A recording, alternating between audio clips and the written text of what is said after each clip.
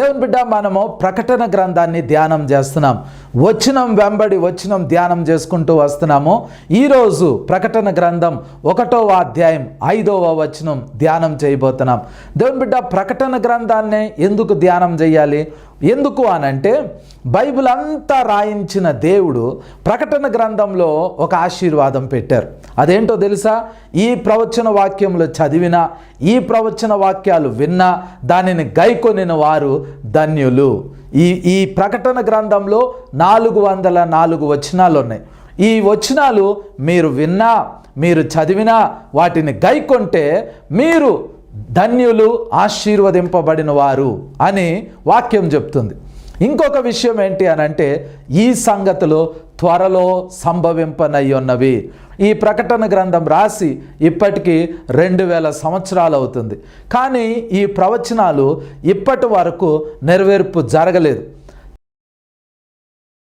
సంవత్సరంలో ప్రకటన గ్రంథంలో రాయబడిన వచనాలు నెరవేర్పు జరగటానికి ప్రారంభమైంది. మనము ఆఖరి దినాల్లో ఉన్నాం, మనము యుగాంతంలో ఉన్నాం. ఈ విషయాలన్నీ ప్రకటన గ్రంథంలో రాయబడినాయి. మీరు ఈ గ్రంథాన్ని గనక అర్థం చేసుకుంటే, మీరు పరిశుద్ధాత్మ చేత నడిపింపబడిన వారై అంత్య దినాలలో సంఘం ఎత్తబడేటప్పుడు, అలాగే యేసుక్రీస్తు వారి 2వ రాకడప్పుడు అనేకమైన మేలులు, ఆశీర్వాదాలు పొందుకోగలుగుతారు. అందుకొరకే మనం ప్రకటన గ్రంథాన్ని ధ్యానం చేస్తున్నాం. వచనం వెంబడి వచనాన్ని ధ్యానం చేస్తున్నాం. దేవుని బిడ్డ, ఈ దినము ప్రకటన గ్రంథం 1వ అధ్యాయం 5వ వచనం ధ్యానం చేద్దాం. మీ దగ్గర బైబిల్స్ కనుక ఉంటే దయచేసి మీ బైబిల్స్ ఓపెన్ చేయండి. ఈ వచనాన్ని నేను చదువుతున్నాను. నేను చదివేటప్పుడు మీ బైబిల్స్ ఓపెన్ చేసి ఆ వచనాన్ని జాగ్రత్తగా చూడండి. ఇక్కడ రాయబడింది, నమ్మకమైన సాక్షియు, మృతులలో నుండి ఆది సంభూతుడుగా లేచిన వాడును, భూపతులకు అధిపతియునైన యేసు క్రీస్తు నుండి కృపా సమాధానములు మీకు కలుగునుగాక. దేవుని బిడ్డ, ఇక్కడ వాక్యం ఏం చెప్తుంది అనంటే, ప్రకటన గ్రంథం 1వ అధ్యాయం 5వ వచనంలో నమ్మకమైన సాక్షియు అని రాయబడింది. ఇది యేసుక్రీస్తు ప్రభు వారి గురించి రాయబడిన మాట. నమ్మకమైన సాక్షి. యాక్చువల్గా ఈ ప్రకటన గ్రంథం అనేది గ్రీకు భాషలో రాయబడింది. యోహాన్ అనే ఆయన పద్మాసు ద్వీపంలో పెన్ను బుక్కు తీసుకుని గ్రీకు భాషలో ఈ గ్రంథాన్ని రాశారు. ఈ గ్రీకు భాషలో నమ్మకమైన సాక్షి అనే దాని స్థలంలో గ్రీక్లో వాడబడిన పదం ఏంటి అనంటే మార్టస్.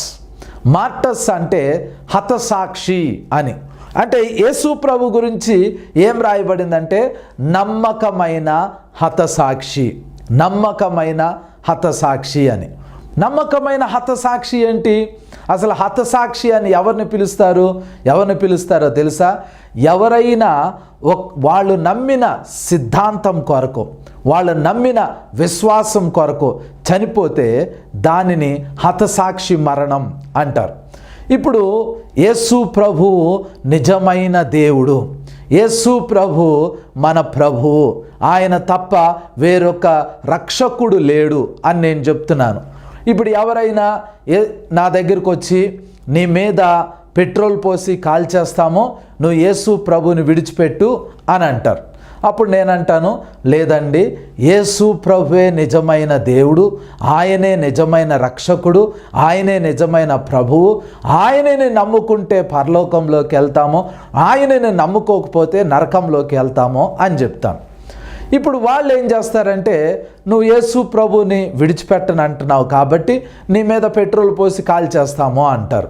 సరే, కాల్చేయండి, నన్ను కాలిస్తే నేను చనిపోవటానికైనా సిద్ధం, కానీ నేను నమ్మిన నా విశ్వాసాన్ని నేను విడిచిపెట్టను అని అలా తిష్ట వేసుకుని నా విశ్వాసాన్ని గట్టిగా పట్టుకుని కూర్చున్నాను అనుకోండి.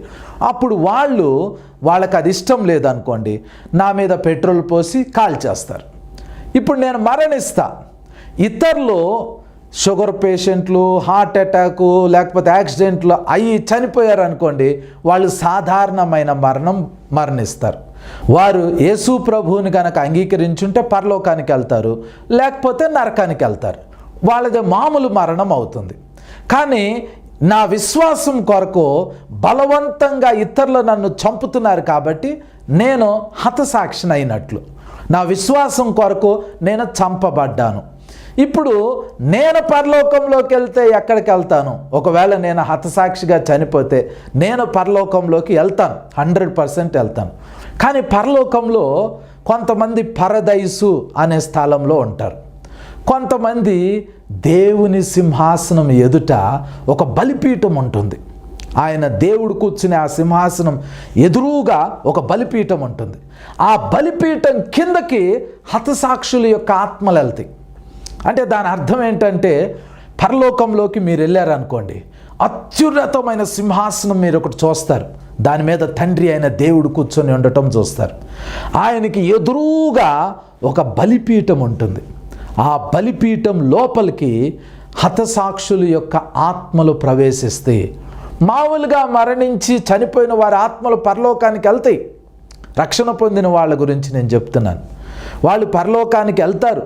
పరలోకంలో పరదైసు అనే ఒక స్థలం ఉంది, అక్కడికి వెళ్తారు. కానీ హతసాక్షులు దేవుని సింహాసనం ఎదుట ఉన్న బలిపీఠం లోపలికి వాళ్ళ ఆత్మ వెళ్తుంది. హతసాక్షులకి ఒక ప్రత్యేకమైన స్థానం ఉంది దేవుని సన్నిధిలో. ఈ మాటలు ఎక్కడ రాయబడి? ప్రకటన గ్రంథం 6వ అధ్యాయంలో 5వ ముద్ర విప్పబడినప్పుడు ఈ సంఘటనను మనం చూస్తాం.